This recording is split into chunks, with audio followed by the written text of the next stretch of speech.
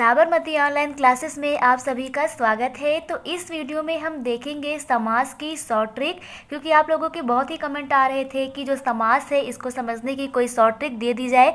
जैसा कि आप लोगों को वचन और विभक्ति की शॉर्ट ट्रिक दी गई और आप लोगों ने उस पर अत्यधिक स्नेह दिया, तो ये हमारा वीडियो है समास को लेकर के।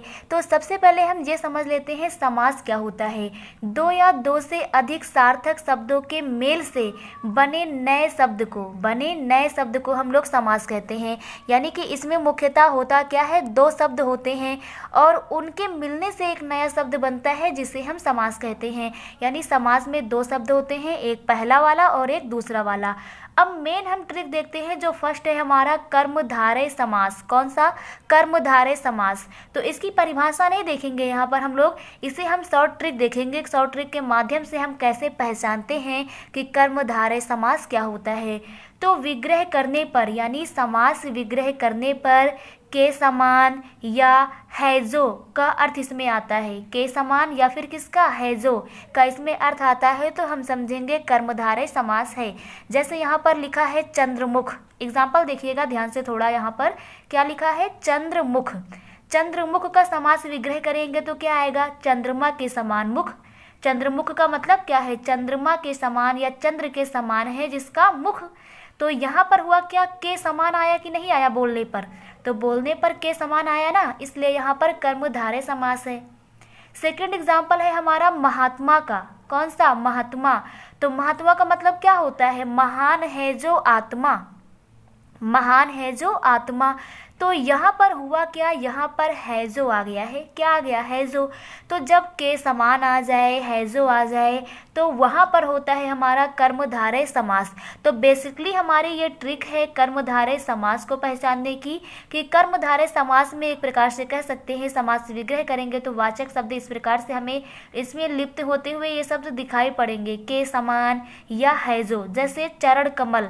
चरण कमल का मतलब क्या है? चरण कमल कि जो चरण है ना वो कमल के समान है। चरण जो है वो कमल के समान है, जो चरण, तो उसे हम लोग बोलते हैं चरण कमल। तो यहाँ पर के समान आ जाएगा। इसी तरह से महाराजा। महान है जो राजा। लाल मणि। लाल है जो मणि, तो है जो आ गया ना, या के समान आ गया, तो वहाँ पर हो जाएगा हमारा कर्मधारय समास। इसी प्रकार से हमारा नील कमल हो गया, महापुरुष हो गया, तो इसमें भी किस प्रकार का समास है? कर्मधारय समास। तो कर्मधारय समास की आपको शॉर्ट ट्रिक ये क्लियर हो गई होगी कि इसमें जब हम विग्रह करते हैं ना, इसको जब हम खोल करके बोलते हैं तो उसमें के समान या है जो इनका भाव दिखता है, तो हम समझ जाएंगे कि वहाँ पर कौन सा समास है? कर्मधारय समास। क्लियर हो गया होगा आप लोगों को। नेक्स्ट आगे हम लोग बढ़ते हैं द्वंद्व समास की ओर। कौन सा? द्वंद्व समास है नेक्स्ट हमारा द्वंद्व समास। इसमें क्या होता है? तो मुख्यतः सिंपली अगर देख करके इसे हम पहचानना चाहें तो देख करके हम द्वंद्व समास पहचान सकते हैं। इसमें क्या होता है? हमने पढ़ा ना कि समास दो शब्दों से मिलकर बना होता है। तो एक शब्द होगा आगे वाला और एक पीछे वाला होगा, यानी एक प्रथम पद होगा और एक द्वितीय पद होगा। तो प्रथम पद और द्वितीय पद के बीच में यहाँ पर योजक चिन्ह लगा होता है, जो हम हाइफन बोलते हैं ना, जिसे ये चिन्ह दिख जाता है। और पहला पद दूसरा पद दोनों एक दूसरे के विलोम होते हैं, विपरीत शब्द होते हैं। कैसे होते हैं? विपरीत। और इनका विग्रह करते हैं ना, तो इनके अर्थ में और, या, एवं इनका भाव आता है। एग्जाम्पल देखते हैं। जैसे हमारा है पाप पुण्य। कौन सा? पाप पुण्य। तो पाप उसका अपोजिट, पुण्य, और बीच में क्या दिखा? हाइफन। तो कौन सा समास हो गया? द्वंद्व समास। तो द्वंद्व समास की सिंपल सी पहचान, इसमें आपको हाइफन चिन्ह दिखेगा। सेकंड जैसे है नर नारी। नर और उसका अपोजिट क्या होता है? नारी, और इसके बीच में हाइफन चिन्ह। इसी प्रकार से गुण दोष, इसके बीच में हाइफन चिन्ह। ऊंच नीच, इसके बीच में यहाँ पर आपको योजक चिन्ह दिख रहा होगा। राधा कृष्ण, यहाँ पर भी आपको चिन्ह दिख रहा होगा। तो इसमें कौन सा समास हो जाएगा? द्वंद्व समास हो जाएगा। क्लियर हो गया आप लोगों को द्वंद्व समास। तो पहले हमने सीखा कर्मधारय समास, उसमें के समान है जो इनका भाव आता है। सेकंड हमने सीखा द्वंद्व समास। द्वंद्व समास में क्या होता है? बीच में योजक चिन्ह दिखता है, और अगर इनका हम समास विग्रह करें तो और, या, एवं इनका भाव आएगा। जैसे पाप पुण्य, इसका मतलब क्या है? पाप और पुण्य। नर नारी मतलब क्या है? नर और नारी। क्लियर होगा कि नहीं? ऊंच नीच, ऊंच या नीच, या तो ऊंच या तो नीच, ऐसे। तो इसमें और या एवं का भी भाव आता है, पर मुख्यतः आप योजक चिन्ह को देख करके भी पहचान सकते हैं।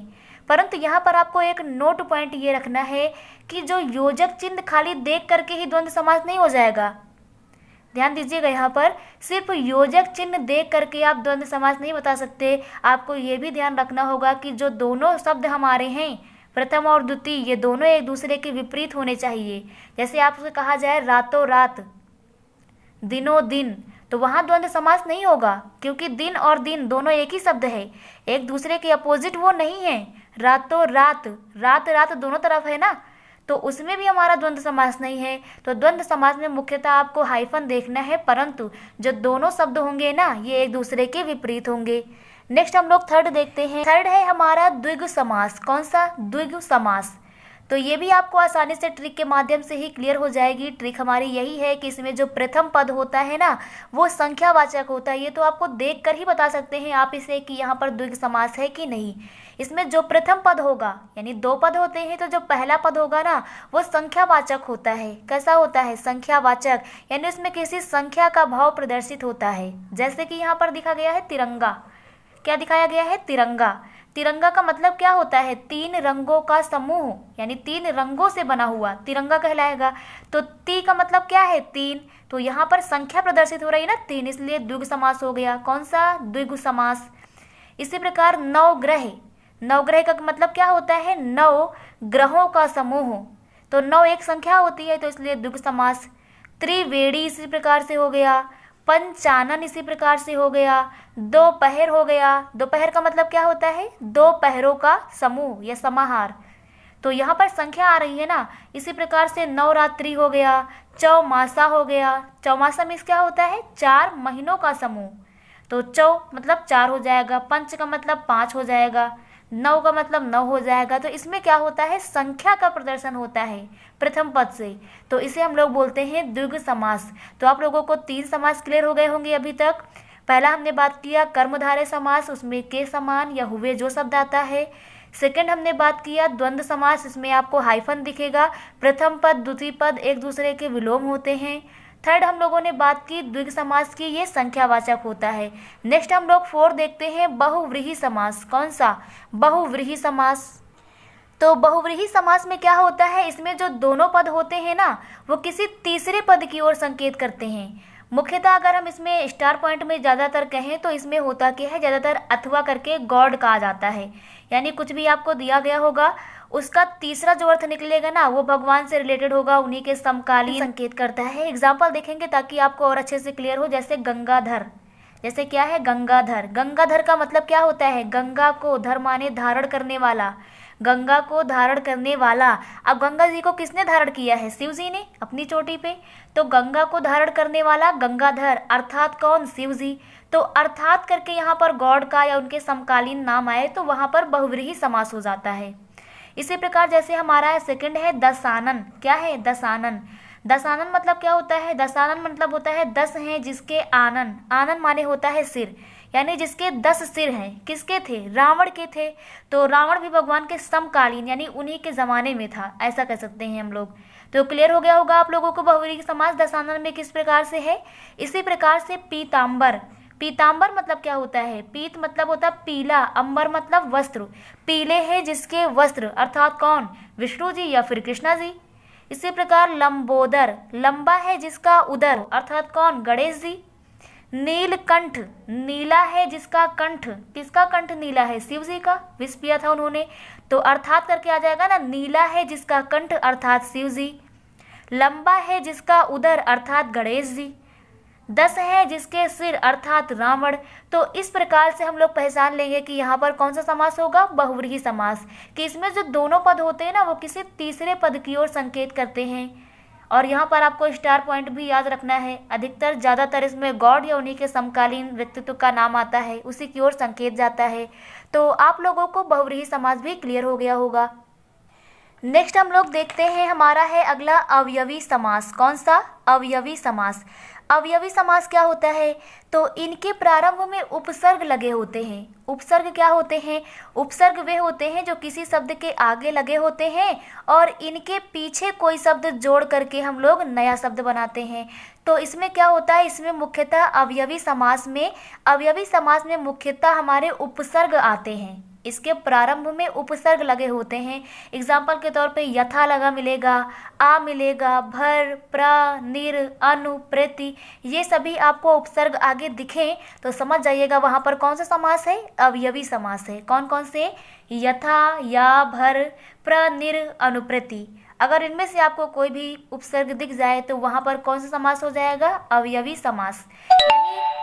यानी कि अवयवी समास की पहचान ही यही है कि इनके प्रारंभ में उपसर्ग आते हैं। क्या लगे होते हैं, उपसर्ग। एग्जाम्पल देखते हैं, अनुरूप।